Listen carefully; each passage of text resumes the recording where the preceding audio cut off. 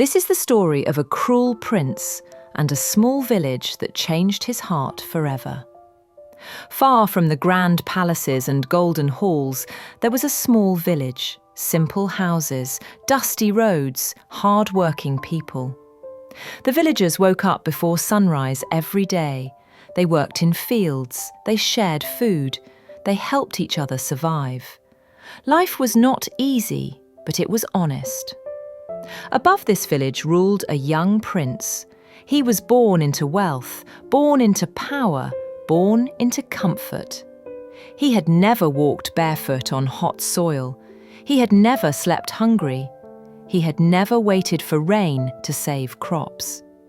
To him, villagers were just numbers, just taxpayers, just people who bowed their heads. The prince believed fear was the best way to rule, and he ruled with cruelty. Every year, the prince increased taxes. If someone failed to pay, guards were sent, crops were taken, animals were seized, people were beaten. The villagers begged, they folded their hands, they cried, but the prince only laughed. "These people are weak," he said. "They exist to serve." One day, he decided to visit the village himself, not to help, but to show his power. He rode in on a grand horse. Guards followed him, swords shining. The village fell silent. Children hid behind doors. Elders lowered their eyes. Fear filled the air. The prince looked around with disgust. "So this is how you live," he mocked. "Poor houses, poor clothes, poor lives." No one replied. As the prince walked through the village, something unexpected happened. A sudden storm arrived. Heavy rain, strong winds. The prince's horse panicked. It slipped on the muddy road. The prince fell hard. His leg was injured badly. Guards rushed forward, but chaos spread. The storm grew stronger. Trees fell. Paths disappeared. The guards tried to lift the prince, but the road back to the palace was blocked. For the first time in his life, the prince was helpless. Pain filled his face. Fear entered his eyes. And then, something shocking happened. An old villager stepped forward. He was thin, poorly dressed. The guards raised their swords, but the old man said softly, "Please, he is injured." The villagers hesitated. This was the same prince who hurt them. Yet, one by one, they came forward. They lifted the prince carefully. They carried him into a small hut. A woman tore a piece of her only cloth to stop his bleeding. Another brought warm water. A young boy held a lantern. The prince watched silently. No chains, no fear, no revenge, only care. That night, the prince could not sleep. He heard villagers talking outside. "If he survives, maybe things will change.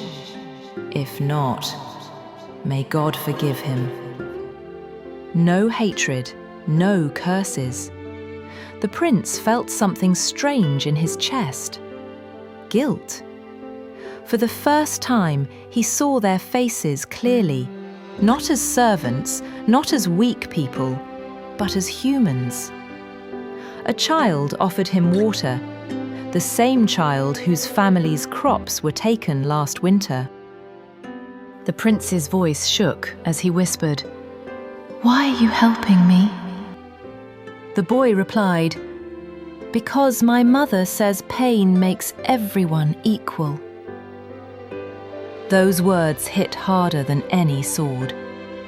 By morning, the storm passed. The prince's leg was still weak, but his heart felt heavier.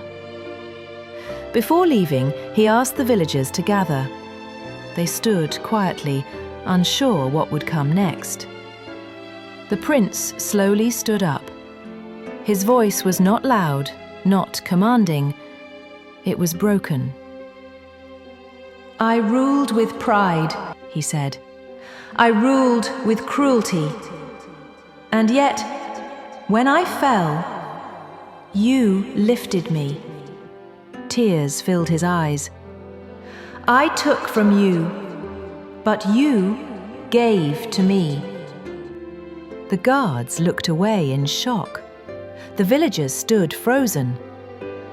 Then the prince did something no one expected. He bowed. A prince bowing to villagers. From that day, everything changed. Taxes were reduced, fields were returned, cruel guards were removed. The prince began visiting villages often, not on a horse, but on foot. He listened, he learned, he helped. The palace gates opened to the poor. Food was shared during droughts. Justice replaced fear. The villagers no longer bowed out of fear. They smiled with respect. And the prince? He was no longer cruel. He was human. The villagers had every reason to hate the prince, but they chose compassion. And that choice changed a ruler and saved a kingdom. Hey everyone, that's all for today's story. Hope you enjoyed it and had a great time. Don't forget to like, share, and subscribe to the Whispering Tales for more amazing stories.